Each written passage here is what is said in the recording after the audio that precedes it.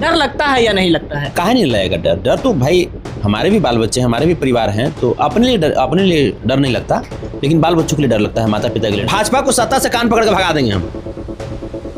कान पकड़ के भगा तो 1 साल लगभग जेल में बिता कर आए, इस बार फिर आवाज उठा रहे हैं, हो सकता है फिर इस बार आपको डाल दिया जाए। पहले भाजपा जो थी वो धर्म के आधार पे, मंदिर मस्जिद के आधार पे लोगों को तोड़ा, लोगों को बांटा, उसके बाद जातियों के आधार पे बांटा, अब भाषा के आधार पे बांट रही है। हिंदी भाषी क्षेत्र के जितने भी जो सीएम हैं, मैं उनसे पूछना चाहता हूं कि आप क्यों नहीं बोलते इस पे, भाजपा का विरोध क्यों नहीं करते यहाँ पे? हमारे भगवान श्री लालू प्रसाद यादव जी भी एक समय ऐसा हुआ था तो गए थे, जुहू चौपाटी में जाकर के छठ किए थे। संतोष रेणु यादव जी से एक सवाल रहेगा कि समाज के लिए हमेशा से तो लड़ते हैं और सामाजिक स्तर पर सबसे आगे नजर आते हैं, आखिर क्या वजह है कि सिर्फ संतोष रेणु यादव ही अजय यादव के लिए आवाज उठाते हैं, या फिर तमाम उन लोगों का जो दिन दहाड़े हत्या कर दिया जाता है, आखिर और कोई क्यों नहीं? देखिए, पता नहीं, हमरा किसी के आंख का आंसू बर्दाश्त नहीं होता है। जहाँ तक मेरी क्षमता होती है मैं वहाँ तक सोचता हूँ कि किसी के दर्द में शामिल हो सकूँ। आपकी खुशियों में तो हजारों लोग शामिल होते हैं, लेकिन जैसे ही आपकी कष्ट की घड़ी आती है वो सब लोग किनारा धरने लगते हैं। उस वक्त आप अकेला न पड़ जाएं, इस बात से हम डरते हैं और हम चल देते हैं, अपना सब कुछ त्याग करके चल देते हैं। बहुत कुछ कड़वा, बहुत कुछ मीठा भी अनुभव होता है। डर नहीं लगता है? अकेले चल देते हैं, सुना सुनसान रास्ता पर तमाम आपके विरोधी हैं, तमाम आप पर लोग गलत निगाहें रखे हुए हैं, डर लगता है या नहीं लगता है? क्यों ऐसे चल देते हैं? नहीं, हम बोले तो कि हम इनकी तकलीफ नहीं देख सकते। हमारा जो जीवन है वो हमने कुछ ऐसा ही जिया है। डर लगता है या नहीं लगता है? काहे नहीं लगेगा डर? डर तो भाई हमारे भी बाल बच्चे हैं, हमारे भी परिवार हैं, तो अपने लिए डर नहीं लगता, लेकिन बाल बच्चों के लिए डर लगता है, माता पिता के लिए डर लगता है कि हमारे जाने के बाद उनका क्या होगा। एक आवाज़ आपने पिछले 9 महीना या 10 महीना पहले उठाया था तो 1 साल लगभग जेल में बिता कर आए, इस बार फिर आवाज़ उठा रहे हैं, हो सकता है फिर इस बार आपको डाल दिया जाए।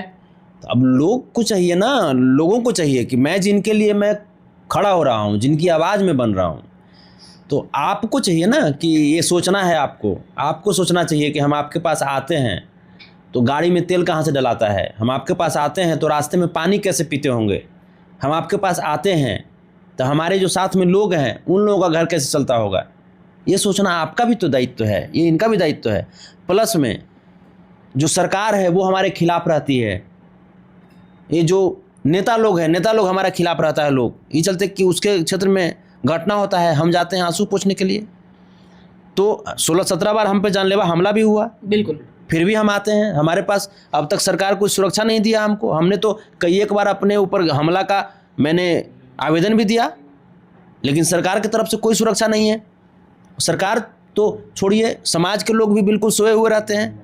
जब तकलीफ होगा तब इनको सिर्फ याद आता है, लोग तकलीफ खत्म तो फिर सब लोग भूल जाते हैं। अच्छा, राजद के तरफ से MY समीकरण का बात किया जाता है। यादव के साथ अगर कोई घटना होता है तो कोई भी मुस्लिम व्यक्ति खड़े नजर नहीं आते हैं, लेकिन वही कोई मुस्लिम के साथ कोई घटना हो जाता है तो यहाँ तक तेजस्वी यादव जी भी कहते हैं कि ईंट से ईंट बजा देंगे। आखिर ऐसा क्यों? देखिए, तेजस्वी जी हर धर्म हर वर्ग के लोगों का सम्मान करते हैं और सबकी सुरक्षा की बात करते हैं, लेकिन खास मुझे ऐसा लग रहा है कि आपका जो संदर्भ है वो ढाका वाले मामले में जा रहा है। वो राजा यादव के साथ जो हुआ, राजा यादव के साथ जो घटना हुई वो तालिबानी विचारधारा के तहत हुई, और मैं इस विचारधारा का मैं घोर विरोधी हूँ। मैं स्पष्ट में कह देना चाहता हूँ कि अगर आप तालिबानी बनने का प्रयास करोगे तो ये मत भूलो कि हम भी एक हिंदुस्तानी हैं, और तालिबानी कानून हिंदुस्तान में नहीं चलेगा। और मुझे तकलीफ इस बात का भी है कि जो लीडर्स हैं उनको जब समाज के दो पक्ष जब आपस में टकराएं तो उनको बीच में ब्रिज बनना चाहिए, उनको वहाँ पे रोकना चाहिए, शांति व्यवस्था बहाल करना चाहिए, लोगों को समझाना चाहिए।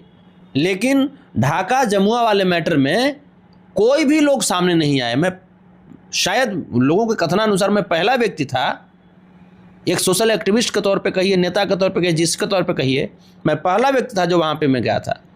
और तकलीफ एक और बात की है कि जब अपराधी लोग, जब मुस्लिम समुदाय से आए। तो मुस्लिम समाज में जितने भी जो नेता हैं, उन नेताओं को चाहिए था कि इस मैटर को गंभीरता से लेते हुए पीड़ित परिवार से जाकर के मिलते और मिल करके वो सुनिश्चित करते कि अपराधियों के साथ वो नहीं है, वो इंसानियत के साथ हैं। क्योंकि अपराधियों की कोई जाति नहीं होती, वो लोग आपको बदनाम कर रहा है। अपराधी लोग जिस भी समाज से हैं, उस समाज के लोगों को चाहिए कि उन अपराधियों का विरोध करें। ऐसे में आपके समाज के प्रति अन्य समाज का विश्वास बढ़ेगा। तकलीफ तो होता ही है। मैं तो गया था वहां पे। बाकी कौन लोग क्या करते हैं, कौन लोग जाते हैं नहीं जाते हैं, वो उनकी अपनी अपनी सोच के ऊपर डिपेंड करता है। अच्छा, भाषा को लेकर जिस प्रकार से पूरे हिंदुस्तान में जंग छिड़ा हुआ है, भाषा को लेकर बहुत सारे चीज़ें आपने भी सोशल मीडिया के माध्यम से देखा होगा। पवन सिंह जी ने भी अपना प्रतिक्रिया देते हुए साफ तौर पे कहा कि हम जाएंगे मुंबई में, वहाँ शूटिंग करेंगे और भोजपुरी ही बोलेंगे, देखते हैं हमको कौन मारता है। जान मारना ही ना सबसे अंतिम विकल्प होता है। नहीं, देखिए, भाषा के आधार पे ये, अब तो पहले भाजपा जो थी वो धर्म के आधार पे, मंदिर मस्जिद के आधार पे लोगों को तोड़ा, लोगों को बांटा, उसके बाद जातियों के आधार पे बांटा, अब भाषा के आधार पे बांट रही है। ये भाजपा के अंदर जो कलह चल रही है उसका भुक्तभोगी ये हिंदी भाषी लोग क्यों होंगे? एक्चुअली बीजेपी में दो गुट बन गई है। एक देवेंद्र फडणवीस जी और नितिन गडकरी जी की गुट है, इधर है अमित शाह जी और मोदी जी की गुट है। अब मोदी जी कुछ भी बात बोलते हैं, मोदी जी मान लीजिए बोल दिए कि नहीं हिंदी ऑफिशियल लैंग्वेज होगा, तो उधर देवेंद्र फडणवीस जी उसका विरोध करेंगे, क्योंकि वहां बीजेपी की सरकार है। तो ये बीजेपी वालों से मैं पूछना चाहता हूं कि आप अपने कलह में हमारे भाइयों को क्यों झुलसा रहे हो? ये हिंदी भाषियों को क्यों झुलसा रहे हो? आप ही पहले स्पष्ट कर लो ना कि आपके भाजपा में किसकी बात चलेगी। और रही बात यहां पे मुख्यमंत्री जी की, तो मैं इनसे पूछना चाहता हूं, आप इतने अचेत अवस्था में क्यों चले गए? आप बिहार के मुख्यमंत्री हैं, बिहारियों के साथ जो भेदभाव हो रहा है, जो मारपीट हो रही है, आप उस पर क्यों नहीं कुछ बोलते? हिंदी भाषी क्षेत्र के जितने भी जो सीएम हैं, मैं उनसे पूछना चाहता हूं कि आप क्यों नहीं बोलते इस पे? भाजपा का विरोध क्यों नहीं करते? यहां पे ये गलत बात है, ऐसा नहीं होना चाहिए। और रही बात महाराष्ट्र की या बिहार की, तो कोई भी स्टेट है, कोई भी जगह है, वो 142 करोड़ हिंदुस्तानियों का है, न कि किसी के बाप की अकेली बपौती है। हम भी जाएंगे मुंबई, हम भी रहे भी हैं, जाएंगे भी, हम हिंदी बोलेंगे, देखते हैं किसकी क्या औकात जो हमारा कुछ बिगाड़ लेती है। हमारे भगवान श्री लालू प्रसाद यादव जी भी एक समय ऐसा हुआ था तो गए थे जुहू चौपाटी में जाकर के छठ किए थे। कैसे कोई कुछ कर लेगा? आप भी जाएंगे और बोलेंगे हिंदी? बोलेंगे, क्या नहीं बोलेंगे? भोजपुरी बोलेंगे या हिंदी बोलेंगे? हिंदी बोलेंगे, भोजपुरी बोलेंगे, मगही बोलेंगे, मैथिली बोलेंगे, सब बोलेंगे, हम अवधी बोलेंगे, बोलबे करेंगे हम। भाजपा की जितनी औकात है हमको तंग करवा के दिखा देवे तो महाराष्ट्र में आपको भी पिटवा देगी भाजपा सरकार। तो भाजपा को सत्ता से कान पकड़ के भगा देंगे हम। कान पकड़ के भगा तो ये हिंदुस्तान हिंदुस्तानियों का है, ये किसी पॉलिटिकल पार्टी की जागीर नहीं है।